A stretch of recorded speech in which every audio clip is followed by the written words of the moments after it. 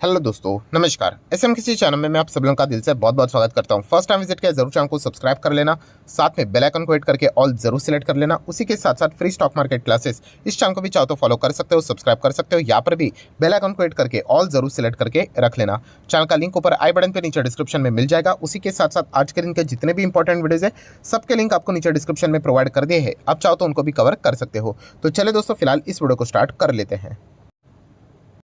Sir वैसे अभी हम लोग आ चुके हैं बिल्कुल हमारे नॉर्मल स्क्रीन के ऊपर। एंड दोस्तों, आप सभी लोगों को पता ही है कि शेयर मार्केट में एज अ इन्वेस्टर अगर आप यहाँ पे काम कर रहे हो तो सबसे इंपॉर्टेंट एक कौन सी चीज़ होती है? यस, सरकार। फिलहाल की जो सरकार यहाँ पे चल रही है उसके पॉलिसियाँ क्या है, कौन से सेक्टर को वो सपोर्ट कर रही है, कौन से सेक्टर को वो सपोर्ट डायरेक्टली इनडायरेक्टली नहीं कर रही है, तो इसके ऊपर आप लोगों का फोकस यहाँ पे होना चाहिए। एंड आज की इस वीडियो की भी अगर हम लोग बात करें दोस्तों, तो भारत सरकार की अगर हम लोग बात करें तो अलग अलग मिनिस्ट्री आप लोगों को देखने को मिल जाती है, डिपार्टमेंट ऑफ मिनिस्ट्री।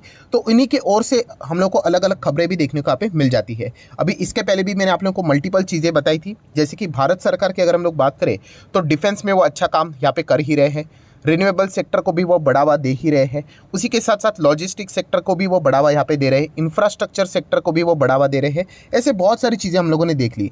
देखा गया तो वह हर एक सेक्टर को बढ़ावा देंगे ही देंगे, बट ऐसे कौन से सेक्टर है जहाँ पे वो ज़्यादा बढ़ावा दे रहे हैं, इससे रिलेटेड हम लोग का फोकस यहाँ पे रहना चाहिए। एंड दोस्तों, इसी से रिलेटेड अगर हम लोग बात करें तो मुझे नहीं लगता कि इनके बारे में मुझे आपको कोई इंट्रोडक्शन देने की ज़रूरत है। नितिन गडकरी जी। नितिन गडकरी जी की अगर हम लोग यहाँ पे बात करें तो आप सभी लोगों को पता ही है कि minister of road transport and highways of India. तो इससे रिलेटेड जो काम रहता है वो नितिन गडकरी जी यहाँ पे करते हैं। एंड इनके हाल ही के ही अगर हम लोग स्पीच की अगर बात करें जो आज ही के दिन हम लोग को देखने को मिला है, तो इससे रिलेटेड कुछ इंपॉर्टेंट हिंट आप लोगों को देखने को मिल जाएगा कि एक पर्टिकुलर सेक्टर के बारे में सरकार क्या विचार यहाँ पे कर रही है। मतलब तो दोस्तों, आप देख सकते हैं उन्हीं के स्टेटमेंट है, जैसे कि आप चेक कर लेना कि India to become global leader in automobile manufacturing with make in India initiatives. मतलब यहाँ पे अगर हम लोग बात करें दोस्तों, तो आप सभी लोगों को पता है सरकार हर एक सेक्टर को लेकर आगे बढ़ने की कोशिश करती है। तो उसमें अगर देखा गया तो यहाँ पे मेक इन इंडिया का नारा अभी हम लोग को यहाँ पे ऑटोमोबाइल सेक्टर से रिलेटेड भी लगते हुए देखने को यहाँ पे मिल रहा है।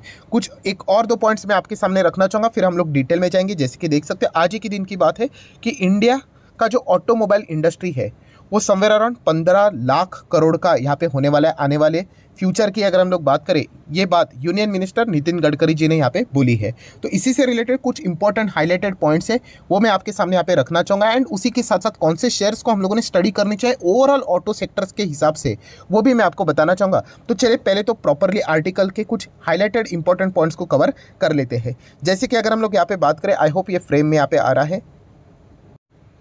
तो सबसे पहले बात जो अभी मैंने आप लोगों को बताया कि यस 15 लाख करोड़ की वो बात यहाँ पे कर रहे हैं, एंड ट्यूसडे आज ही के दिन बात उन्होंने यहाँ पे कही है। प्लस उसी के साथ साथ अगर हम लोग यहाँ पे बात करें तो आप देख सकते हैं कि जो ओवरऑल सेक्टर रहते हैं उनका कंट्रीब्यूशन होता है जीडीपी में। ऑटोमोबाइल सेक्टर की अगर हम लोग बात करें तो करंटली कितना कॉन्ट्रीब्यूट कर रहा है जीडीपी में? 7.1% के आसपास।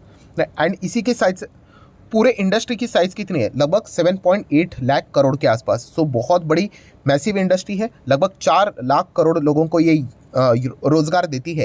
एंड उनका टारगेट है 2025 तक कि इसमें एक और 1 करोड़ का इजाफा होगा। मतलब एक्सपेक्ट कर रहे हैं कि 5 करोड़ के आसपास लोगों की जो नौकरियां है वो ऑटो सेक्टर से जुड़ी हुई रहेगी by the end of 25। Then अगर हम लोग बात करें तो आप देख सकते हैं उन्होंने बताया कि आई एम, मतलब नितिन गडकरी जी ने बात बोली है कि I am working with a target to make India number 1 global automobile manufacturing hub and to take it size of 15 lakh crore. ठीक है, ये ऑलरेडी यहाँ पे हो चुका है। मतलब बताने की कोशिश कर रहा हूँ कि सरकार का फोकस कहाँ पे होता है, ये आप लोगों को अच्छी तरीके से पता है यहाँ पे होना चाहिए। प्लस उसी के साथ साथ अगर हम लोग बात करें तो हाल ही में ही देखा गया तो जो स्क्रैपिंग पॉलिसी रहती है उससे रिलेटेड भी वो सारी पॉइंट्स यहाँ पे सामने रखे हुए थे। उसी के साथ साथ अगर देखा गया तो जो मटेरियल कॉस्ट रहता है, रॉ मटेरियल कॉस्ट की अगर हम लोग बात करें फॉर न्यू कार्स, वो भी हम लोग को 30% तक धीमे धीमे करके नीचे जाते हुए देखने को यहाँ पे मिल रहा है। ये सारी चीज़ों की अगर हम लोग यहाँ पे बात करें तो बहुत ही अच्छा परफॉर्मेंस ऑटो सेक्टर के लिए आने वाले समय में हम लोग को देखने को यहाँ पे मिल सकता है। देन अगर हम लोग यहाँ पे बात करेंगे दोस्तों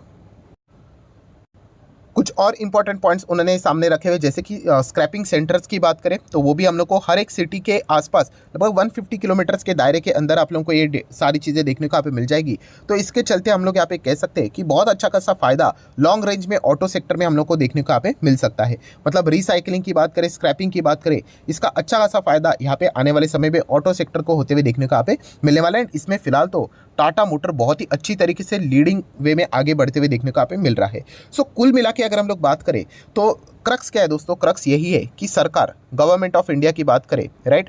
सो अभी फोकस कहाँ पे रख रहा है, ऑटो सेक्टर के ऊपर भी। अच्छा, हर एक सेक्टर के ऊपर मैं बार बार यहाँ पे मेंशन कर रहा हूँ, बट येस, ऑटो सेक्टर के ऊपर भी उनका बड़ा टारगेट देखने को मिल रहा है। सो डेफिनेटली आने वाले समय में ऑटो सेक्टर से रिलेटेड आपको कोई अच्छी खबरें भी देखने को मिल सकती है कि मतलब सरकार सपोर्ट करने की कोशिश करेगी।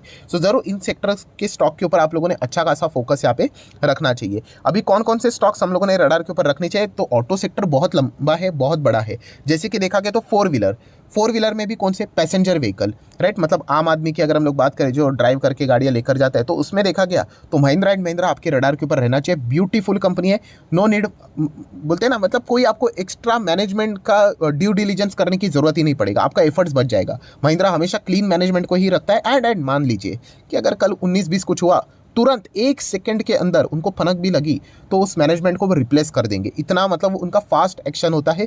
महिंद्रा की बात करें, गोदरेज ग्रुप की बात करें, लार्सन ग्रुप की बात करें, राइट, टाटा ग्रुप की बात करें, बहुत स्ट्रिक्ट रहते हैं ये मैनेजमेंट। HDFC की बात करें तो थोड़ा सा भी उनको इधर उधर लगा तो वो चीज़ों को जरूर यहाँ पे बदला देते हैं। तो महिंद्रा एंड महिंद्रा जरूर आपके रडार के ऊपर यहाँ पे रहना चाहिए।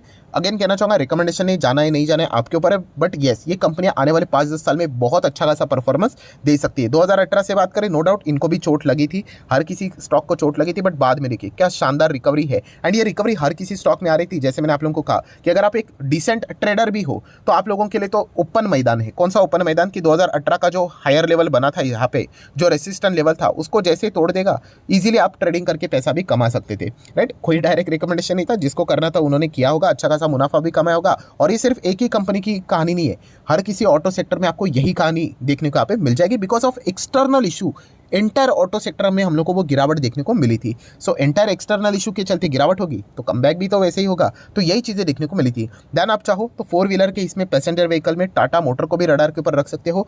ये पैसेंजर व्हीकल में अच्छा काम ही कर रहे हैं, प्लस आने वाला जो नया टेक्नोलॉजी है इलेक्ट्रिक व्हीकल, इसमें भी उनका अच्छा खासा योगदान देखने को मिल रहा है।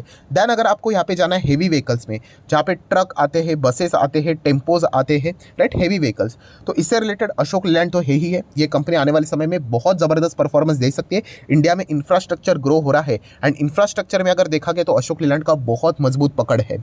तो जरूर हेवी व्हीकल्स के लिए अशोक लेलैंड आपके रडार के ऊपर आप चाहो तो रख सकते हो। देन देखा गया बसेस से रिलेटेड तो Olectra green tech, hydrogen buses से रिलेटेड रिलायंस के साथ पार्टनरशिप हो चुकी है। हाइड्रोजन ट्रक के लिए अशोक लेलैंड के साथ भी यहाँ पे रिलायंस की पार्टनरशिप हो चुकी है। तो ये आपके रडार के ऊपर रहना चाहिए। आज के दिन आप देख सकते हैं 8% की गिरावट, ये गिरावट कोई शॉकिंग बात होनी नहीं चाहिए। 2 दिन में स्टॉक इतना भागा है तो प्रॉफिट बुकिंग तो बनता ही है। तो यही चीज़ें हम लोग को नॉर्मली देखने को मिल जाती है। मैंने पिछले वीडियो में भी बताया था कि जब तेजी हो जाती है हम लोग खरीदने का विचार करते हैं एंड बाद में वो प्रॉफिट बुकिंग का टाइम होता है तो वो स्टॉक नीचे आ जाते हैं। ये स्टॉक खराब नहीं है, बट ये पॉइंट आपको पता होने चाहिए। देन अगर हम लोग बात करेंगे 2 व्हीलर, तो 2 व्हीलर में अगर देखा गया तो नो डाउट टीवीएस मोटर अभी बहुत अच्छी तरीके से आगे बढ़ते हुए देखने को मिल रहा है। जरूर इसको रडार के ऊपर रख लेना। इलेक्ट्रिक व्हीकल में भी अच्छा खासा ये योगदान दे सकता है।